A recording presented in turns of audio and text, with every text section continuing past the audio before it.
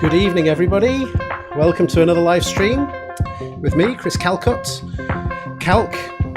And here we are again in my studio down in Brighton. And we've got quite an interesting session, I think, today. We're going to be talking about microtuning.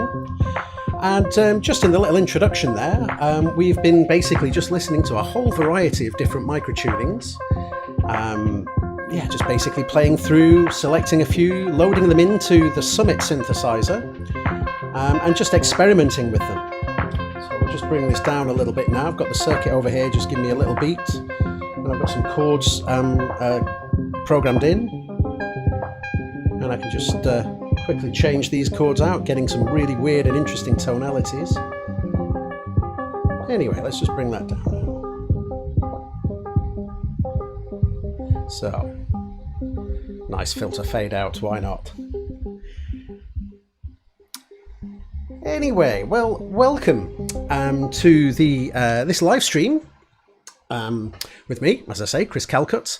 And in this particular live stream, we're going to really take a look at microtonality, microtunings, and how we can use them. Basically, sort of an exploration as to what they are, how we can use them, but also how they apply to the Novation synthesizers as well.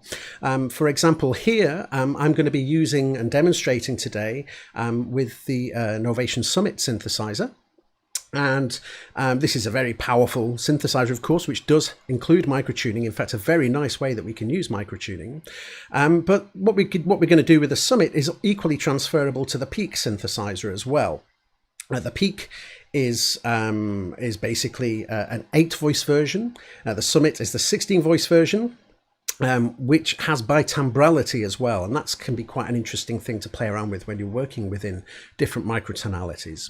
But equally, if you're a Base Station 2 user also, microtuning is a feature that we also have with the Base Station 2 as well. And we'll look at the various different ways that we can apply microtunings into the instruments. But I think first of all, let's just kind of go back to basics. Try not to hit the microphone as well.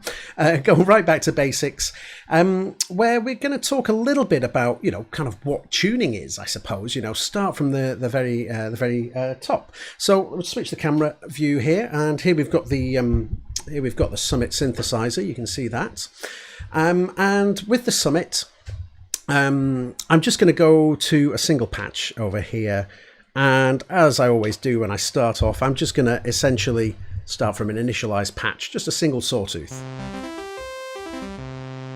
There we go. Okay, so now one thing I would say is if there's a little bit of background noise tonight, please forgive me. I've got a fan on full pelt here. I'm based in Brighton in the UK, and at the minute we're in the midst of a really quite a severe heat wave, certainly for us English people, for us Brits. It's incredible at the moment. In fact, you wouldn't believe this, but I've actually got my daughter's baby bath down here full of cold water with my feet in there as well, just to keep the temperature down. So do forgive me if you hear the background noise of the fan there. But anyway, let's just start off and let's just explore, well, essentially tuning to start with. So here we've got a basic and initialized patch. And how do we tune a synthesizer? Well, the very first way that we can tune a synthesizer, of course, is using the keyboard. By using the keyboard there, we're actually applying tunings to the oscillators, the things that generate the sound. Now, of course, with a synthesizer like this, we also have the ability to be able to change the tuning using a pitch control as well. Now, this is really useful, of course, and allows us to kind of work with maybe several oscillators at once. So I'll just bring up a second oscillator. If I tune in that second oscillator, basically we're using the coarse tuning here to obviously tune this instrument. Here I've just tuned it to basically a perfect fifth. Now, that's its most basic format, if you like. That's the most basic way to kind of tune a synthesizer, of course. Use the oscillators to tune the instrument. Now, if I bring in 2 oscillators again, so let's just go for two oscillators here. Now you can hear at the minute they're in unison, they're playing the same note. But if I use the fine pitch control, that's just going to detune it ever so slightly, and now you can hear beating to that sound.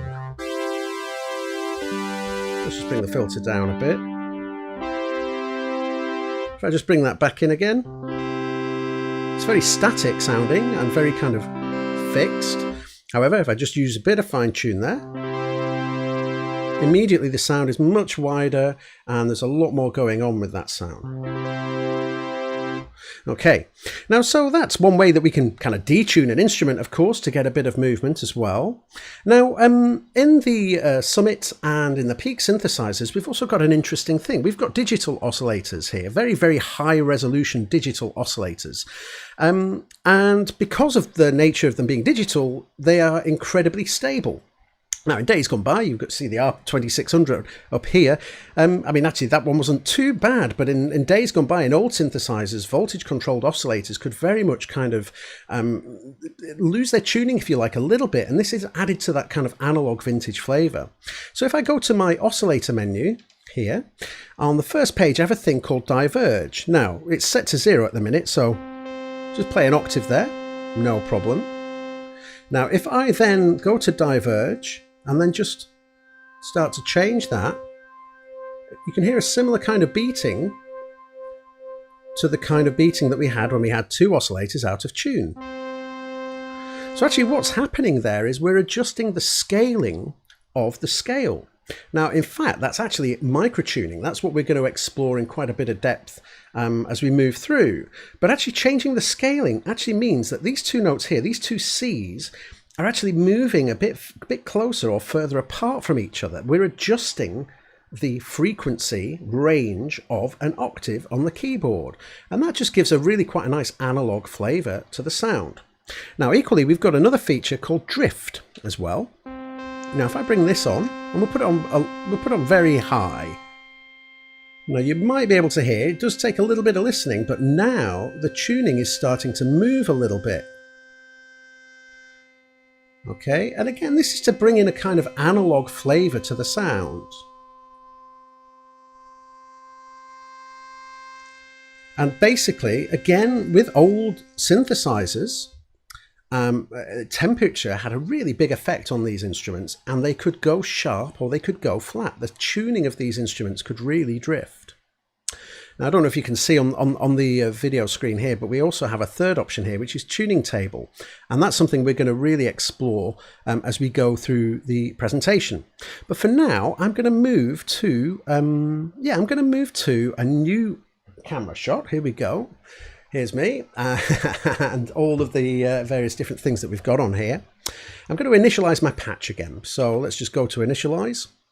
Oh, actually, it seems on my OBS screen things are a little bit out of sync in terms of video. Let me just check to see if we've got any. No comments there, so hopefully things are okay in the video. It could be the heat is affecting my computer here and making things work a little bit slower than normal, so again, apologies if that is the case. So anyway, we've initialized the patch and we've gone to single sawtooth there. Now, once again, don't hit the microphone. I'm going to move to a sine wave for this. It's just a little bit easier. And in actual fact, no, what I'm going to do is I'm going to go to a multi-patch here. So I'm going to go to a multi and we'll go to an initialized one. Here we go. And I'm going to, again, switch to a sine wave. In fact, I'm going to join both layer A and layer B together and turn them both into sine waves. And I'm going to now go to my oscillator page where we've got key sync and turn that onto on. Okay, great stuff. Now we're getting somewhere. This is great. Now you'll see I've got this oscilloscope in the middle of the screen. This is actually, well, essentially this is two oscilloscopes running together. This is called litigious, and this is a really interesting thing. I mean, you'll start to see some quite interesting shapes appear as we work through the various different frequencies that we're going to go through. And yeah, it's quite a neat trick. Now, this is actually taking a stereo signal, and I just want to bring attention to this this little setup that I've got here. Now, yeah, hopefully you can see without too much lag, the way that I'm plugging into the Summit. Now I've got the left channel from part A, and the left channel from part B. So essentially the two bitimbre instruments, the two synthesizer engines that are working in here are actually producing for me a mono signal. But obviously I'm taking that mono signal and I'm passing it through to my desk, and I can pan them left and right. Now, in all honesty, you won't hear today it being panned left and right, simply because of the way that the live streaming software deals with everything. I have to sum everything into a mono. But if you do have a Summit, this is a really fantastic little trick to use. And basically what I've done is I've gone to my multi-setting. So I've split the synthesizer into two different instruments. They're layered on top of each other. They're working as one patch. And by pressing these two buttons together here, they go white, and now my synthesizer panel, and indeed the menus as well, everything that's kind of synth based, not global based, will actually be controlling both of those parts. And what that gives me now is two independent synthesizers but producing a single unified stereo sound. And this is a really, really neat trick. So if you do have a Summit, do experiment with it. It's a really, really great thing. And the reason I've done that is so that then I can go to my litigious oscilloscope and I can make shapes like so.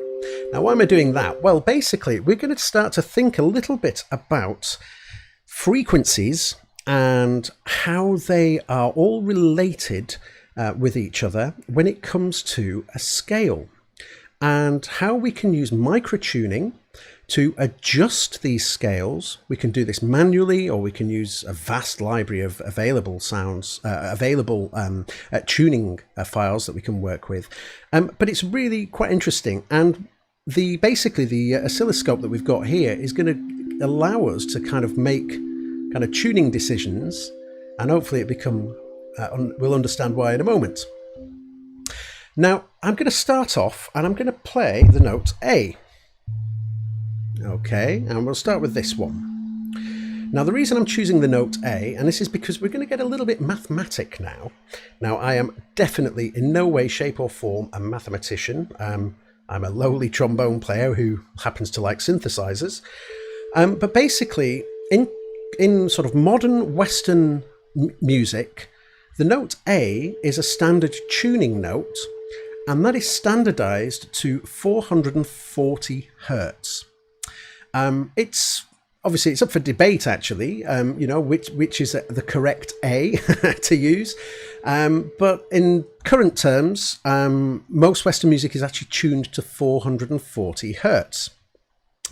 Now, that's really handy because it's a value that we can actually sort of divide down a little bit easier than, say, a C, which is, if you look on the tuner there, is registering 261.6 hertz. So if we start sort of dividing that and timesing it, it gets pretty messy. But if we go to 440, hopefully the maths is a bit easier, which would be very helpful for me, I have to be honest. Now I'm going to start off, well, this note is 440, this is the tuning note. And an octave below, if we look at that in the tuner, you'll see that comes up as 220.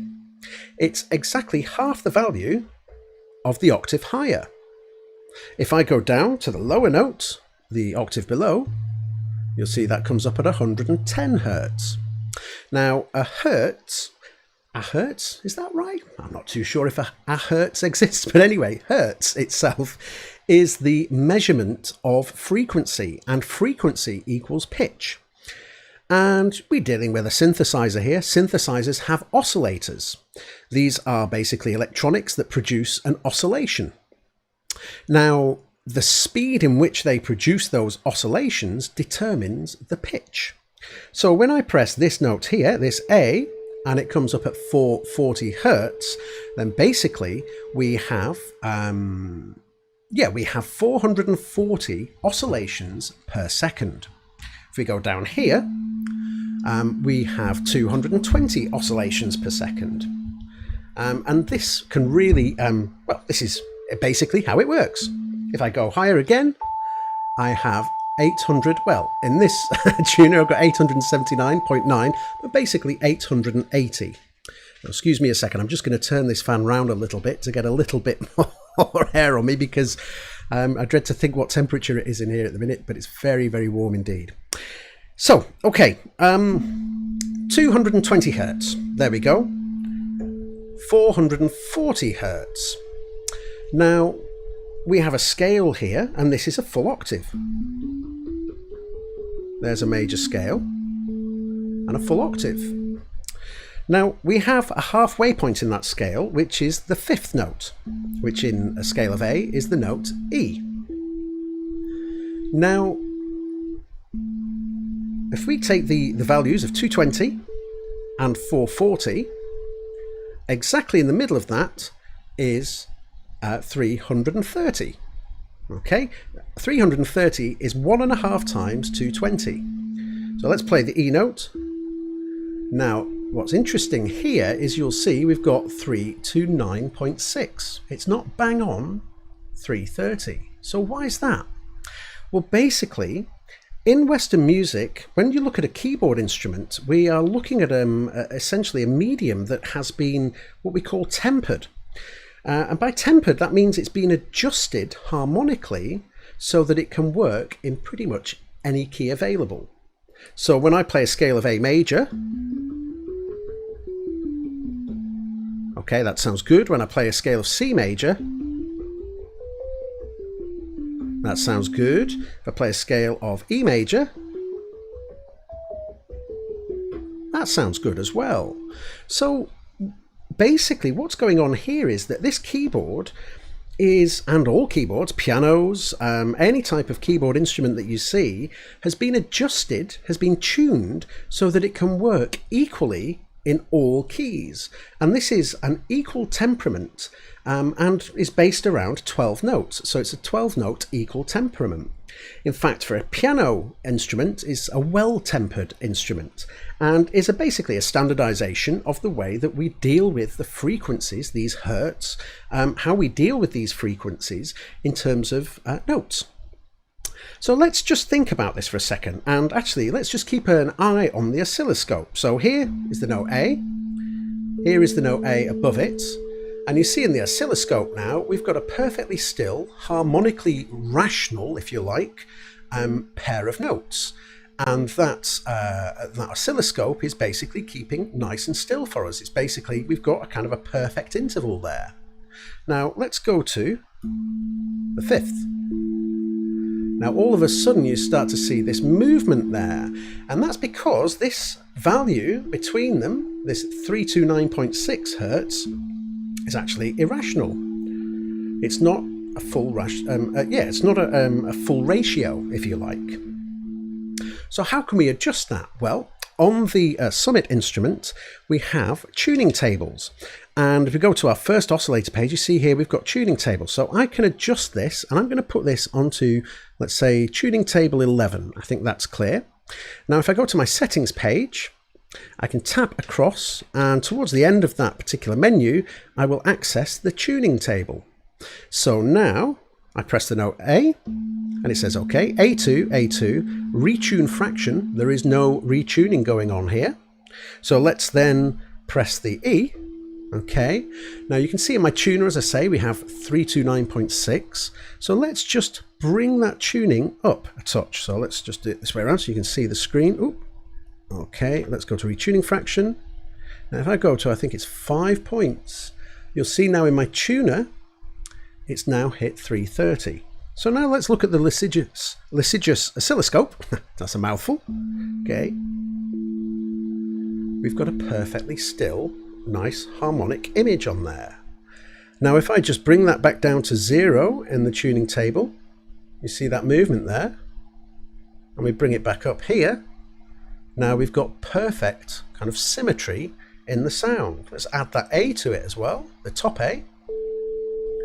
And you can see now again we have this perfectly still sound, or still image I should say, which is fantastic. Now let's take the next important note, if you like, in a scale, which is the third. And we're going to deal with major at the minute, so let's just add the C sharp, which is a third note of the scale of A major.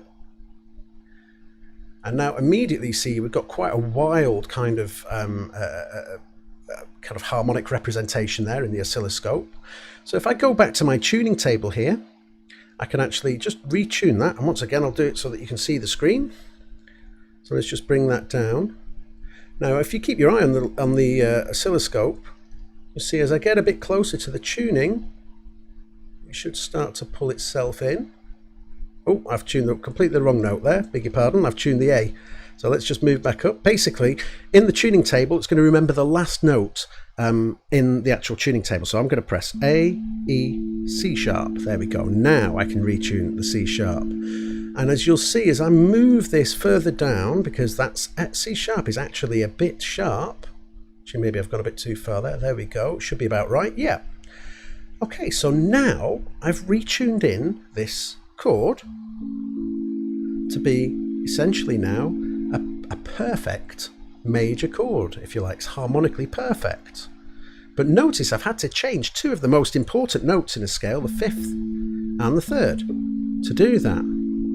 Now we're entering in the realms of microtuning, and basically this is what we mean when we talk about microtuning and microtonalities and you know, different scale types in with the instruments. Now we can actually go ahead and kind of completely retune the whole of this scale. And if I think I've got it on this page here. Yeah, there we go. I've got a little chart that I made earlier, and this is using all the kind of the correct kind of ratios to be able to tune in the notes that we want. And this will give us what we call an equal, well, it'd be an equal scale. And I think this is a just scale. So if I go to the A sharp, and let's retune that. So if I look at my list here, that should be up to 240. So let's just bring that up to 240. A bit more. And you can see I'm going really quite sharp with this. Actually, I've gone a bit too high there. Let's come back down a bit. So let's see. Oh, now it's a bit difficult for me because I'm trying to watch this on OBS rather than my software. Here we go. 239. And one more step. There we go. Okay. So again, now let's watch what happens. We've got a fairly static kind of image with that as well. Okay, let's do the B now. And the B needs to be tuned to 247.5. And you can see it's not too far away. So the equal temperament, the well-tempered instrument that we have when we sit at a piano is actually not too far away in quite a lot of the relationships. There we go, 247.5. And again, we've got a nice static image. Now, if I just bring that B back down to where it was before, we have a look. You see now we get this kind of irrational relationship, and that is represented here in this kind of moving oscilloscope image. So let's just bring that back up to where we wanted it. There we go. The C, let's go to 264 for this one. So we've got to go up a few cents here. So we'll go up to 264. Oh, there we go, a little bit lower. 0.1. There we are. There we go. And again, nice static image. And so we can see we can do this right the way across the notes. Let's go for this, the fourth now. So this is 293 and a third. So let's go back again, and you can see it's not too far away. So once we've got here, 293.3, there we go. And again, that's fairly decent. Go for the tritone now, the devil's interval. And this is the, it should be 293. So that's going to have to come right down. And then once again, I've got a big lag on this because I'm watching this from the streaming software as opposed to my tuner in Ableton. So let's just get that down. So 293. Oh, I beg your pardon. I've gone way off there. Let's go. It's 308. I should have read my my little form a bit better. Let's go higher. Back down a touch. So this is just this kind of little procedure here is just retuning these notes to make them essentially more kind of harmonically perfect. Okay, let's carry on quickly. We've done the E, so let's go to the F. And the F, we need to go up a couple of cents as well here. So 3, 5, 2. Okay. Now these little calculations that I've done in the charts, I've just basically found them, but effectively found kind of a just tuning table. And that gives me all of the relative kind of fractions that I need to tune the notes by. So we've got 3, 6, 6. That's quite a big one. Oh, not that much. Okay, 3, 6, 6. Okay, 366.6. Ooh. There we go. G, the 7th note should be 385. That's 391, so we're going to come down on that one quite a bit. 385. Oh, there we go.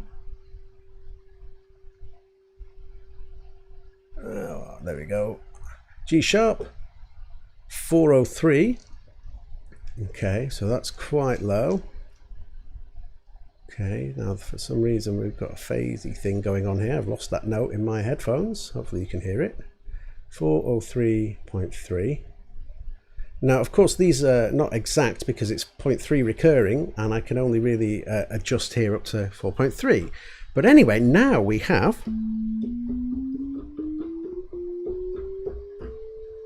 a scale which now it has what we call an equal temperament, but is just tuned.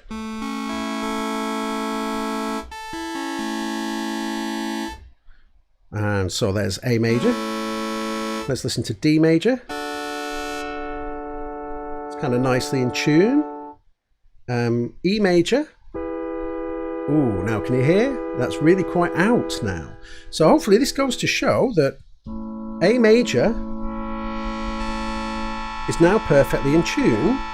So let's say we want to move to E major. That's completely out of tune in relation to the traditional well-tempered, equal temperament 12 tet tuning that we'd find on a keyboard.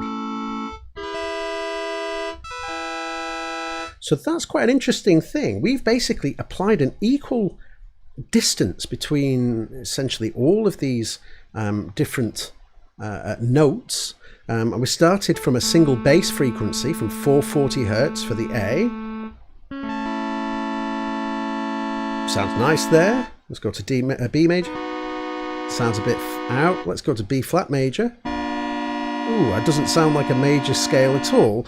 But essentially, hopefully that goes to show that the keyboard, when you're looking at the keyboard, you've got a whole variety of adjusted tunings that allow you to play in lots of different keys, which is brilliant if you're a composer and you want to modulate your music. Similar to the phrase when you're modulating in a synthesizer, you can also do this with keys. You can modulate to a different key, often to related keys. So if I'm playing in C major, for example, I might want to modulate to the relative minor, which would be A minor. Now, in fact, let's see how this works. This is A major, okay.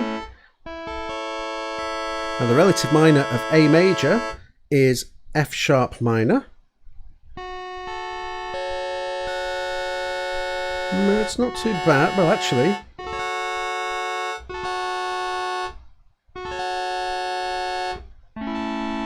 doesn't sound too minor. A minor sounds a bit awkward because we've kind of, again, we've gone for this just tuning. So we're not really being able to define the third note very well there. So that's just a little exercise really in showing you kind of why, we can use microtunings to get some interesting things out of our instruments. So you've seen there on the Summit, we have a dedicated area in the synthesizer that gives us access to up to 16 different tuning tables, and we can load those in. And when we've created a tuning table, so for example this one, this for A major or A, I can hit save. Sorry, I'll again use this hand so you can see me, but it hits save, and it's now saved that tuning table, which will allow me to come back to that tuning table at any point in the future. It's now stored in the instrument. So we can create tuning tables directly on the instrument itself, and that's a really powerful way of working. Now let's just get a decent sound up here. Let's go to a new patch. Oh, I've lost that now. Okay, let's go back to keysync, turn that on. Okay, and yeah.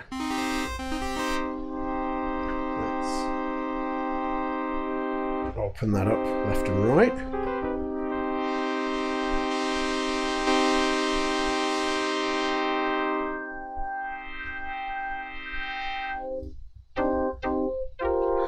And let's bring in a second oscillator.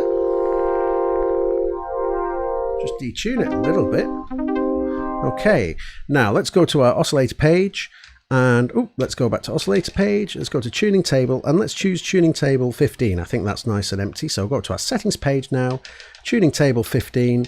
Now I'm going to sit in the kind of the home key of sort of C minor, and basically you can just kind of, well, we'll keep C as it is, and I can just basically make adjustments.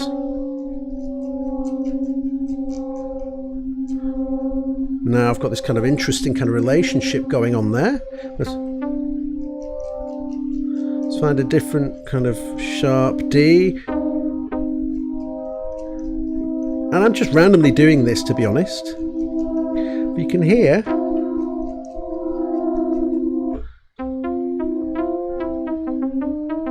we've got this really quite interesting now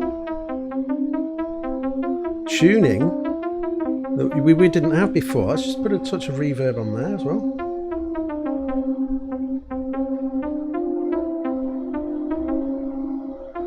Sounds like sort of church bells off in the distance, with a lot of wind there blowing them out of tune.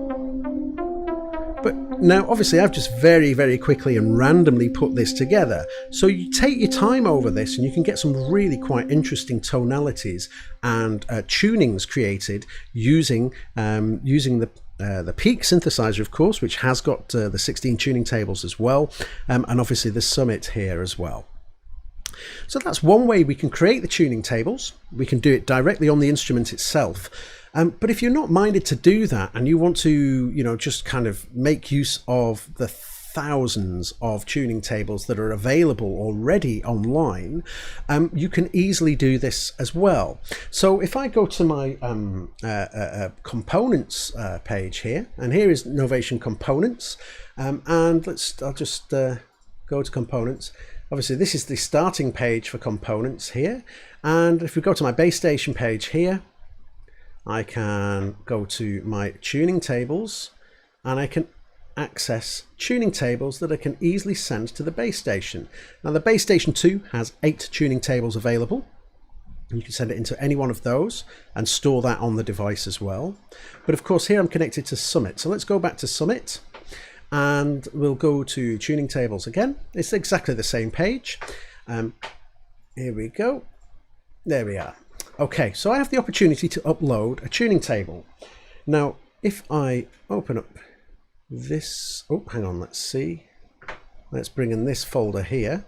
Now, this is a folder I have on my computer, which is basically the library that is completely free to get hold of from the Scala site.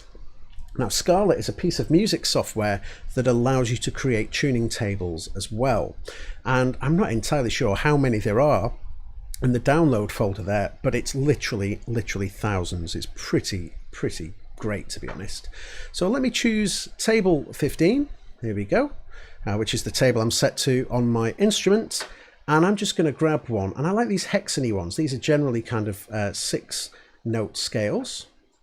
There we go. It's got 6 numbers of tones, and I pick this one at random here, but complex 1 of P, 150 a hexany based on Archytas enharmonic. Well, there you go. There's the description. Goodness knows what that means. But basically now, if I send that to the Summit, that sent it in to tuning table 15. We'll go back to the Summit here.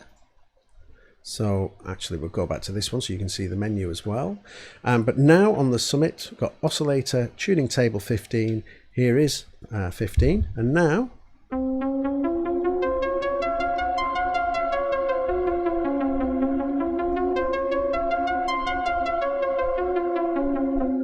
Now you can hear we've got a totally different kind of tonality there.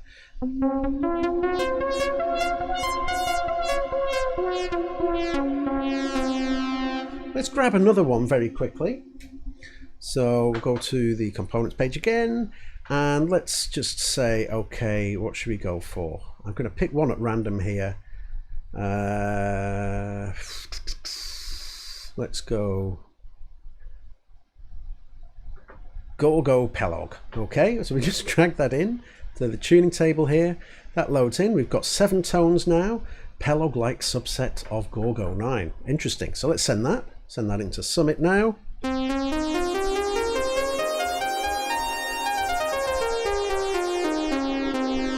And once again, we've got a completely different tonality. Now, I don't really know this tuning whatsoever. I've just kind of, I've just come to it. So let's just play some chords and see kind of what happens. I mean, okay, that's pretty tasty. It's pretty bright. It's just...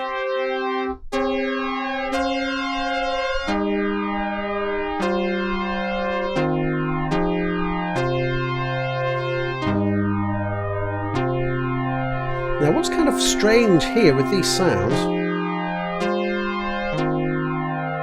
so you kind of find yourself, kind of your ears kind of getting in tune with the tuning itself. Maybe not that one, but there we go, that's pretty pleasant.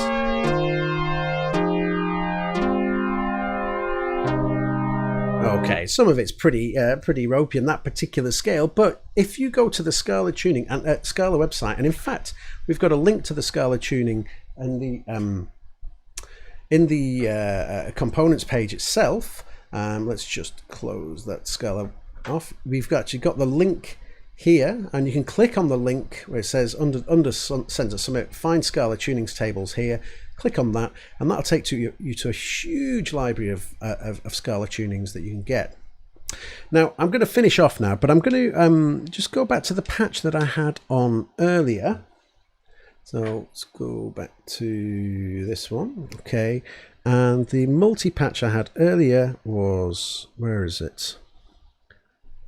Tuna Butty. That's right, I made this patch just after lunch today when I ate a tuna butty. There you go, that's nice. Now this one is indexing tuning table 10. And if I go to the oscillator menu, you see I've got tuning table 10, my settings page, tuning table 10 here. So what am I going to do? Well, I'm going to basically grab a random tuning again from in components.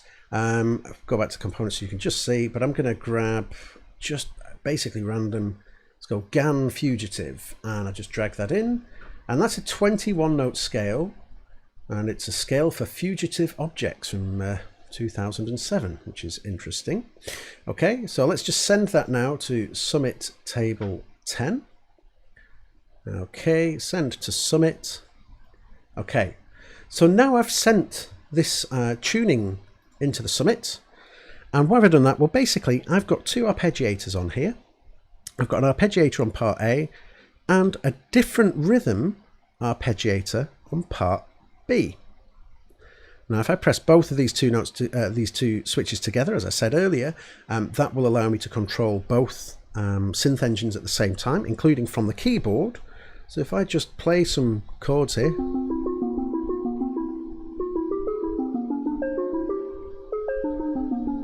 So now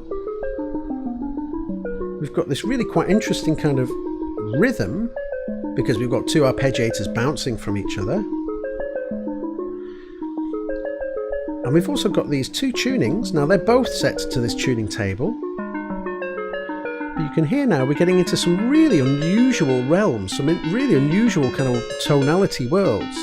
Now let's just keep that arpeggiator running. And I'm going to grab another tuning on my components here, and I'm just going to upload this in. So once this takes, oh, okay, so this is now going to go to kind of a fairly standard tuning. This is a tuning of an organ in Freiburg, apparently. So let's send that in. Okay, yeah, that's much more kind of what we would be expecting to hear from a standard equal tuning. Let's go and find something a bit more unusual. Again, I don't know what this is. I'm just randomly dragging one in. 22 tones in this particular scale. So you can hear now we've got a totally unusual and different tonality, different sound. It can be quite interesting just to kind of find these things. I'm just going to get a new one. It could be really interesting to just kind of find these things. And just find your way around with it. Opens up a really interesting new world.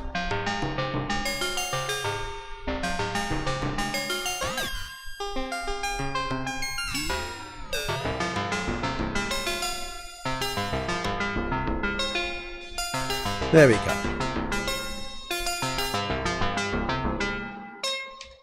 So that was, I hope, an interesting kind of experimentation look at microtuning with Novation synthesizers. As I've said, I've obviously been demonstrating here on the Summit, but it's equally at home on the Peak and also on the base station as well.